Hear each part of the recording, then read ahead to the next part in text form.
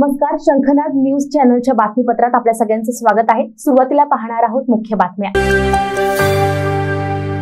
दादोजी कोंडदेव पुरस्काराने सन्मानित शहरातील ज्येष्ठ क्रीडा प्रशिक्षक संजय उपाख्य भाऊ काणे यांचे हृदयविकाराने निधन झाले।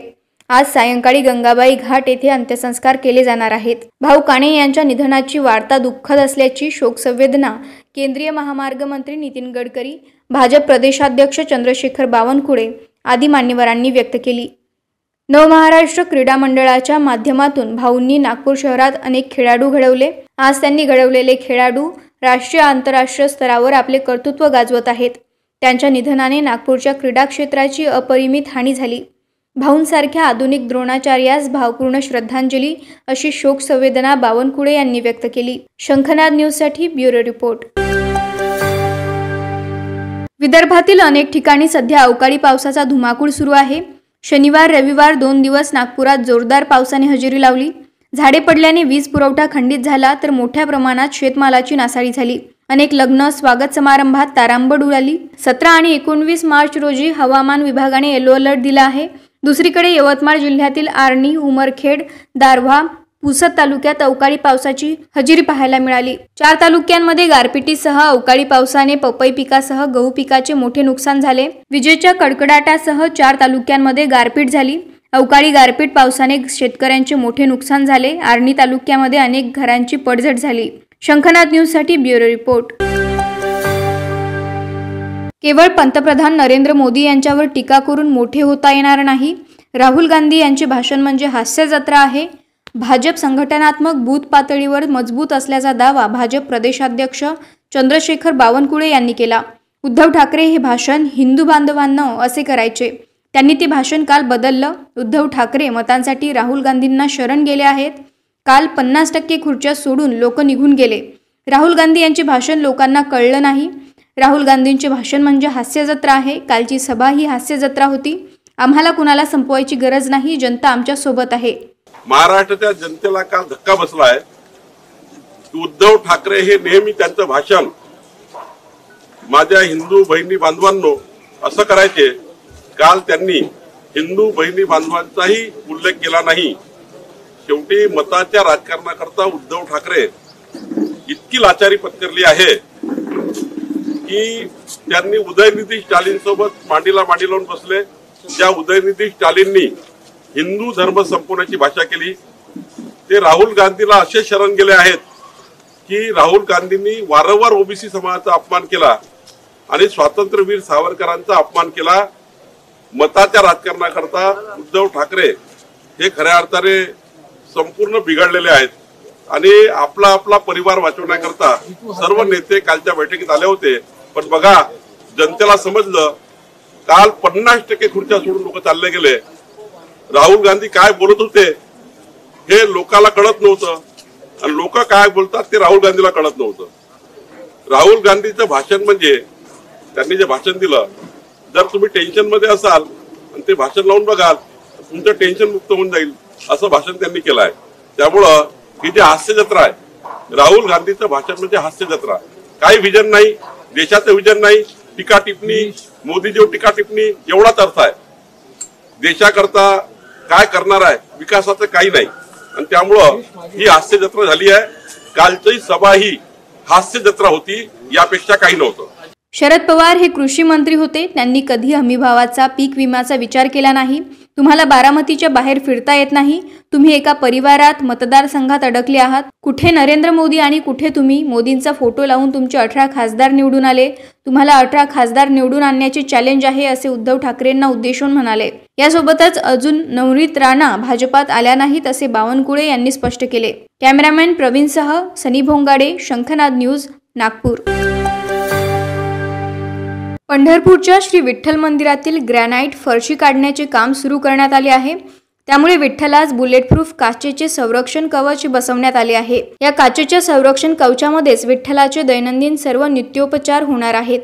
भाविकांना दिवसातून 5 तास मुखदर्शन, याशिवाय इतर वेळी गर्भगृहाच्या सुधारणाचे काम होत राहणार आहे। या काचेच्या संरक्षण कवचामध्ये सीसीटीव्ही कॅमेरा बसवण्यात आले असून यातून विठ्ठलाचे मंदिर समितीच्या अधिकृत संकेतस्थळावर 24 तास ऑनलाईन दर्शन उपलब्ध असणार असल्याची माहिती राजेंद्र शेळके, कार्यकारी अधिकारी श्री विठ्ठल रुक्मिणी मंदिर यांनी दिली। शंखनाद न्यूजसाठी ब्युरो रिपोर्ट। विधानसभेच्या 4 जागा रिक्त आहेत, मात्र एकाच जागेची मध्यवर्ती निवडणूक लावण्यात आली।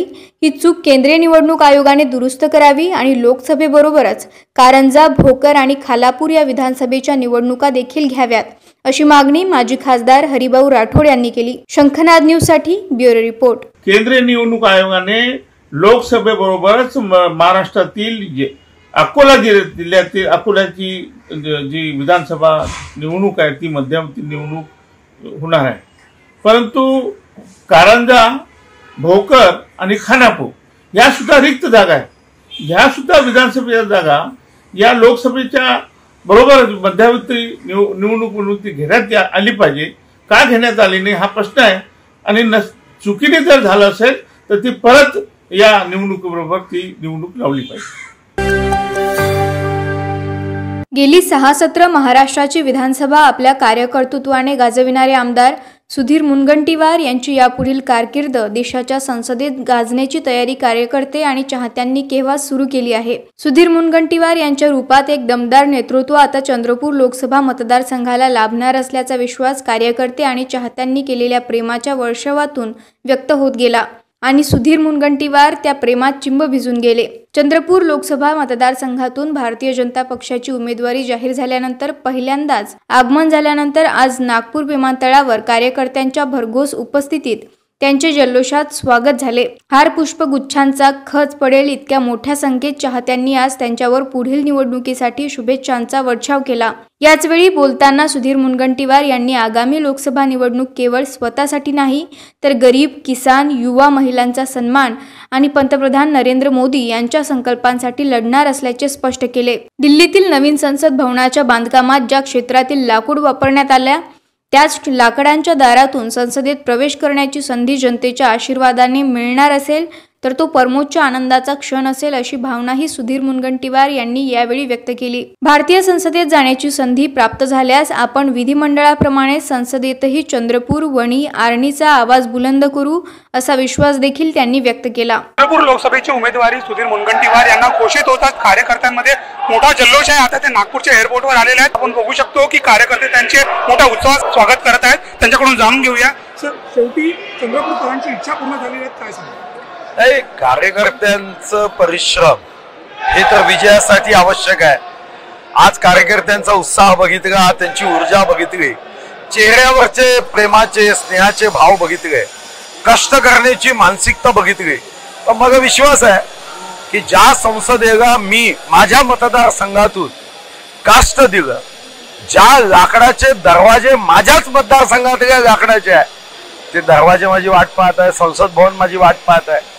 चंद्रपूर, वणी, आर्णी लोकसभेचे प्रश्न पूर्ण शक्तीने मांडले। लोकसभेच्या त्या भिंतीला सुद्धा चंद्रपूरचा आवाज कसा असतो हे सुद्धा लक्षात येईल। तर्कसंगत प्रश्न सोडवण्यासाठी मी प्रयत्न करेन आणि यासोबत मी एक निर्णय केला। मतदारसंघ मोठा आहे, पण मी अशी व्यवस्था निर्माण करेन की केंद्र सरकारच्या माध्यमातून तर विकास होईलच, पण 30 वर्ष गेले माझा महाराष्ट्राच्या विधानसभेशी संबंध आहे, माझा मंत्रालयाशी संबंध आहे। मी विश्वासाने तुम्हाला सांगतो की केंद्राचे तर प्रश्न सोडवेनच, पण राज्याचे मी परवा सुद्धा माझी तिकीट तर 13 तारखेला घोषित झाली, पण 15 तारखेला सुद्धा केळापूरच्या जगदंबा मंदिराला 2 कोटी रुपये देण्याचा GR काढला। मी गोर बंजारा समाजाची साहित्य अकादमी केली। ऑटो रिक्षा कल्याणकारी मंडळ जे 2018 मध्ये मी बजेटमध्ये घोषित केलं त्याला सुद्धा 50 कोटी 15 तारखेला मंत्रिमंडळात बैठक केली। आमच्या भागामध्ये तेलुगू समाज मोठा आहे, तेलुगू साहित्य अकादमी केली। बंगाली समाज मोठा आहे, बंगाली साहित्य अकादमी केली। त्या दिवशी 2 नाट्यगृहांना मी मंजुरी दिली 15 कोटीच्या, दुर्गापूर आणि चंद्रपूर। अशा अनेक निर्णय शेवटच्या क्षणापर्यंत मी माझ्या अधिकाराचा उपयोग आज सर्वसामान्य लोकांसाठी केला आणि संसदेतही जेव्हा जाईल तेव्हा सर्वसामान्य लोकांचा आवाज बुलंद करेल। राज्याचेही अधिकार आहे तेही वापरेल, कारण माझे संबंध एवढे चांगले आहे की या राज्यामध्ये कोणत्याही पक्षाचे आमदार असतील माझे अतिशय प्रेमाचे संबंध आहे. कोणत्याही पक्षाचा आमदार असेल तर मनापासून प्रेम करतो आणि माझ्या मंत्रिमंडळातील सहकारी हे सुद्धा मनापासून प्रेम करतात. त्यामुळे केंद्राचे आणि राज्याचे असे दोन्हीही भागातील प्रश्न हे या मतदारसंघाची मी सोडवणार आहे आणि त्यासाठी एक यंत्रणा ही मी आत्ताच पूर्णपणे तयार करून ठेवली आहे की ज्या यंत्रणेच्या माध्यमातून हे सारे प्रश्न वेगाने मार्गी लागतील. आणि त्या दृष्टीने साधारणतः आता या मतदारसंघाचे मी 150 पेक्षा जास्त प्रश्न आयडेंटिफाय करून ठेवले आणि 1900 मतदान संपल्याबरोबर मी या प्रश्नाचं ड्राफ्टिंग, या प्रश्नाचं तर्कसंगत उत्तर याच्यावर काम ताबडतोब सुरू करणार आहे. आणि जेव्हा कधी संसदेत जायची लोकांच्या आशीर्वादाने संधी मिळेल तेव्हा संसदेमध्ये सुद्धा चंद्रपूर वनी आर्मीचा आवाज हा बुलंदच राहील आणि तो कन्याकुमारी पासून काश्मीर पर्यंत आणि कामरूप पासून कच्छ पर्यंत हा देश बघेल हा विश्वास माझा. सर, सध्या तुम्हाला लोकसभेची उमेदवारी मिळाली आहे, सांस्कृतिक मंत्रालय देखील तुमच्याकडे आहे. एक मराठी चित्रपट सृष्टी जी आहे त्या संदर्भातला एक प्रश्न होता. 3 मोठे निर्णय परवाच्या कॅबिनेटमध्ये केले. एक, जे वृद्ध कलावंत आहे, जे आपली कला साधना करत जनतेची सेवा करतात, रसिकांची सेवा करतात, त्यांचं जे मानधन होतं ते आता मी 5000 रुपये केलं. अ ब क हे वर्ग काढून टाकले. आता कोणताही कलावंत 50 वर्षापर्यंत आयुष्यात जेव्हा कलेची साधना करतो आणि सेवा करतो, लोकांचं मनोरंजन करतो, आता त्यांना डायरेक्ट 5000 रुपये त्यांच्या खात्यात येणार आहे डीबीटीचा. मी दुसरा जो निर्णय केला तो आपल्या महाराष्ट्रामध्ये मग ताडोबा असेल, मेळघाट असेल, पेंच असेल किंवा महाराष्ट्राचे कोणतेही सरकारी कार्यालय यामध्ये शूटिंग करायची असेल तर पैसे घेतले जायचे. आता पैसे घेतले जाणार नाही. आता सर्व शूटिंग हे आता निशुल्क होईल. कोणी मराठी चित्रपट काढो, हिंदी काढो, या महाराष्ट्रामध्ये आता चित्रपटासाठी आम्ही 1 रुपया घेणार. फिल्म सिटीमध्ये घेऊ जिथं आमचे स्टुडिओ, पण बाहेर आता उद्या या एअरपोर्टवर शूटिंग करायची असेल तर खूप एनओसी घ्याव्या लागायच्या, त्यांना इथं पैसे द्यावे लागायचे, शुल्क भरावं लागायचं. आता एनओसी साठी सुद्धा आम्ही तिसरा निर्णय केला, 1 विंडो सिस्टीम. आता एअरपोर्ट अथॉरिटी, मग SP, कलेक्टर नाही, तुम्ही सांस्कृतिक कार्य विभागाकडे अर्ज करायचा, त्या कार्यालयाच्या माध्यमातून सर्वांच्या एनओसी तुम्हाला दिल्या जाईल आणि निशुल्क शूटिंग करा. आता आमच्या महाराष्ट्राचं शूटिंग करणारे डायरेक्टर हे उत्तर प्रदेश, तिकडे दिल्ली जायचं काम नाही. आमच्याच राज्यामध्ये या शूटिंग झाल्या पाहिजे.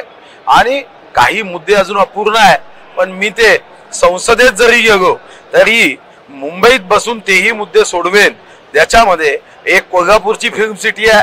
आमचे सर्व अधिकारी मला म्हणाले की भाऊ तुम्ही कोल्हापूर या, कारण तुमच्या मार्गदर्शनाखाली आम्ही कोल्हापूरची फिल्म सिटी सुरू केली आहे. आणि मुंबईची जी फिल्म सिटी आहे त्याचाही मी प्लॅन बनवला. मला विश्वास आहे की जगातली सर्वात मोठी फिल्म सिटी हे मी तिथं तयार करेन. आणि मी आमच्या अधिकाऱ्यांनाही सांगितलं की आता मी दिल्ली चालू आहे, आता तर फक्त महाराष्ट्राच्याच माध्यमातून केली असते, आता दिल्ली आणि महाराष्ट्र असा MOU करू आणि केंद्र आणि राज्य मिळून जगातली सर्वात मोठी फिल्म सिटी बनवू. सर, पंतप्रधान मोदींची लाट पसरत असताना ईव्हीएम विरोधी आंदोलन वाढले आहे, त्या संदर्भात काय तुम्हाला वाटत नाही का 14 मध्ये काँग्रेसचं सरकार होतं, जर ईव्हीएम वाईट आहे मग 14 मध्ये रद्द का नाही केलं? तेव्हा तुमच्या लक्षात आलं नाही का?